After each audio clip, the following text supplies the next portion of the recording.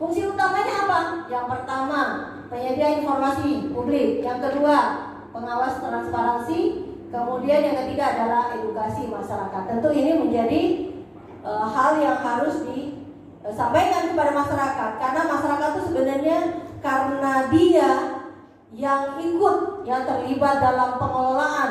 Ibaratnya kita nih membayar pajak, teman-teman makan kira-kira bayar pajak nggak? Di billingnya biasanya ada pajak sekian gitu ya. Terus kemana-mana bayar pajak, pajaknya kemana?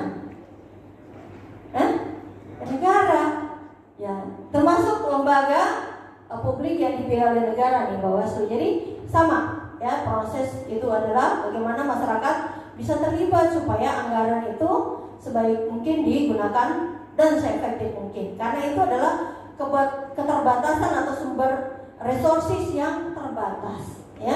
Uang negara ini terbatas ya, di tengah kepentingannya banyak, tapi harus dikelola secara baik, sehingga keputusan yang harus diambil oleh sebuah badan publik itu harus keputusan di tengah-tengah dalam rangka efektivitas ya, karena pajak kita terbatas gitu ya. Bahkan negara sudah, karena pajaknya terbatas, uangnya terbatas, akhirnya negara harus rela mengambil keuangan dari luar dalam bentuk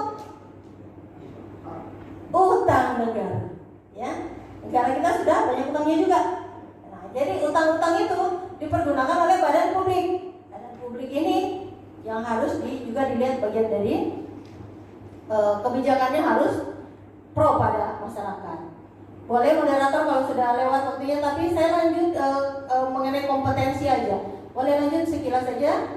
Oke, kewajiban Bawaslu tentu informasi berkala. Tadi ada yang secara berkala, terus ada yang serta-merta namanya ya, informasi. Serta-merta itu adalah mendesak, keadaan darurat, kemudian setiap saat itu adalah ketika data itu diminta oleh masyarakat sepanjang domainnya itu milik Bawaslu, tentu ini harus disampaikan. Tapi kalau sudah disampaikan tadi sama koordinator TA, lo bukan domain Bawaslu, bukan datanya Bawaslu pula gitu, diminta oleh masyarakat, karena seolah-olah Bawaslu yang memiliki kekuasaan terhadap data itu. Nah, itu juga salah informasi. Makanya itu harus disosialisasikan dengan baik.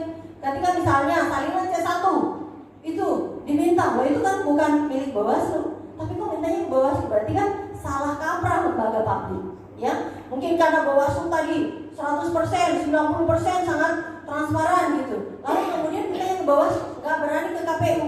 Kalau di KPU mungkin bersilat lidah atau apa gitu ya, atau berkelit dari informasi itu. Lalu apa saja mekanisme